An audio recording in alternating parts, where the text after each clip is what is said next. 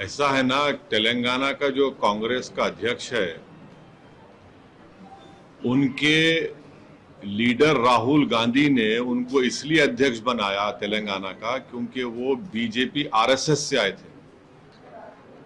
तो राहुल गांधी ये चाहते हैं कि एक दरवाजा खुला रहे, अगर कभी बुरा वक्त आ जाए तो उसको इस्तेमाल करेंगे। तो इसीलिए वो खुद जानते हैं कि ये इनका अध्यक्ष आरएसएस, बीजेपी, फिर टीडीपी, उसके बाद अब कांग्रेस में आया है।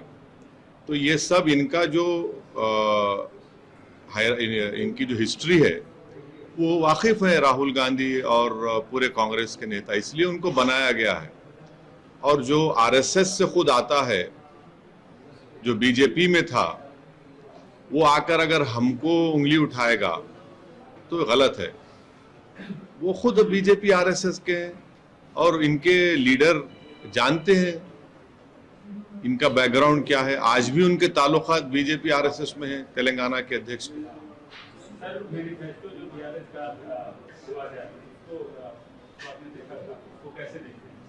देखिए, हमारी पार्टी ने जो फैसला लिया है वो हम पहले भी बोल चुके हैं, अभी भी बोल रहे हैं कि जहां कहीं भी एमआईएम के कैंडिडेट खड़े रहेंगे, हमने वहां की आवाम से, जनता से ये गुजारिश की है, अपील की है कि आप हमारे कैंडिडेट्स को अपना एमएलए बनाइए, और जहां पर हमारा कैंडिडेट नहीं होगा वहां पर आप केसीआर को तीसरी मर्तबा तेलंगाना को मुख्यमंत्री बनाइए।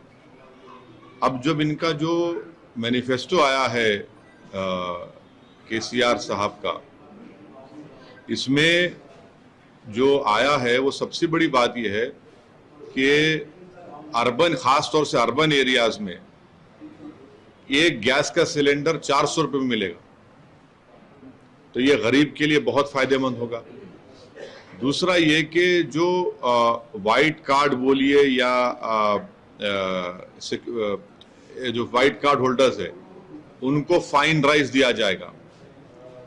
अब जो राइस मिल रहा है वो अच्छी क्वालिटी का नहीं है, फाइन राइस मिलेगा, तो इससे गरीबों को बहुत बड़ा फायदा होगा। तीसरा, उसमें जो उन्होंने कहा कि जो आसरा पेंशन है वो 3000 से शुरू होगा और 5 साल में 5000 हो जाएगा। ये बहुत बड़ा फायदा होगा उन तमाम गरीबों के लिए। और चौथा, जो पीड़ित महिला है, जो गरीब महिला है, उसके लिए वो कह रहे हैं कि 3000 रुपये का गरीब महिला को फाइनेंशियल असिस्टेंस देंगे। मैं समझता हूं कि ये बहुत बड़ा फायदेमंद होगा उन गरीब परिवार के महिलाओं के लिए। पांचवी बात, वो ये कह रहे हैं कि एक इंश्योरेंस बीमा बनाएंगे। जितने वाइट कार्ड होल्डर्स हैं तेलंगाना में, जिस किसी का इंतकाल होगा उनके मौत के बाद उनको 5 लाख रुपए मिलेंगे। ये भी गरीब के लिए बहुत बड़ी फायदेमंद चीज होगी। और फिर GHMC, greater Hyderabad municipal corporation limits में उन्होंने इस मैनिफेस्टो में कहा कि 1 लाख 2 BHK के घर बनाए जाएंगे। तो जिस तरीके से हम पर जो प्रेशर है जनता का कि 2 BHK हमको मिलना चाहिए, मैं समझता हूं कि एक जेन्यून एक डिमांड है। इससे ग्रेटर हैदराबाद म्युनिसिपल कॉरपोरेशन में इससे बहुत बड़ा गरीबों को फायदा होगा। दूसरा, माइनॉरिटी के जितने कॉलेजेस हैं, जूनियर कॉलेजेस 200 हैं, उसको डिग्री कॉलेज में तब्दील किया जाएगा। मैं समझता हूं कि माइनॉरिटीज के लिए और ख़ास तौर से अल्पसंख्यक समाज, मुसलमान लड़के लड़कियों के लिए बहुत फायदेमंद होगा। फिर बजट, माइनॉरिटीज का बजट भी बढ़ाया जाएगा।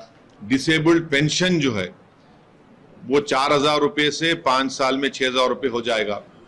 तो जितना इन्होंने ऐलानात की है, हाँ, सेल्फ हेल्प ग्रुप के लिए, महिलाओं के जो सेल्फ हेल्प ग्रुप है उनकी एक अलहदा बिल्डिंग होगी, और फिर एक कमेटी उन्होंने बनाने का वादा किया है कि ओल्ड पेंशन स्कीम के ताल्लुक से। तो ये जो इम्पोर्टेंट इन्होंने बातें अपने मैनिफेस्टो में रखी है, और मुझे यकीन है कि तेलंगाना की जनता, ख़ास तौर से चाहे वो गरीब आवाम हो या इकोनॉमिकली वीकर सेक्शन हो, दलित हो, अल्पसंख्यक समाज हो, किसान हो, उन सब के लिए मैं समझता हूं कि बहुत कारामद साबित होगा और इससे यकीनन दोबारा केसीआर तीसरी मर्तबा तेलंगाना के मुख्यमंत्री बनेंगे। अब फर्क ये है कि ये देते आए हैं पिछले 9 साल से, तो जनता में इस पर एतमाद है, भरोसा भी है कि भाई ये 9 साल में इसने किसानों को दिया है, किसानों का बीमा शुरू किया जिसको मोदी जी ने कॉपी किया। तो ये एक बहुत बड़ा ट्रस्ट फैक्टर है जो आवाम में एक एतमाद है कि हाँ, जब हमको 9 साल में जो मिला है अब इससे और इम्प्रूवमेंट होगा। तो ये मैं समझता हूँ कि ये इससे केसीआर को दोबारा आवाम उनको अपनी मोहब्बतों से भरोसे की बुनियाद पर उनको दोबारा तीसरी मर्तबा तेलंगाना का वजीर आला बोलिए या मुख्यमंत्री उनको बनाएगी। नमस्कार, मैं हूं मानक गुप्ता। अगर आपको हमारा ये वीडियो पसंद आया हो तो इसे लाइक और शेयर जरूर करें और हाँ, हमें सब्सक्राइब और फॉलो करना ना भूलें ताकि आप देश और दुनिया की कोई खबर मिस ना करें। तो जुड़े रहिए हमारे साथ और देखते रहिए न्यूज़ 24।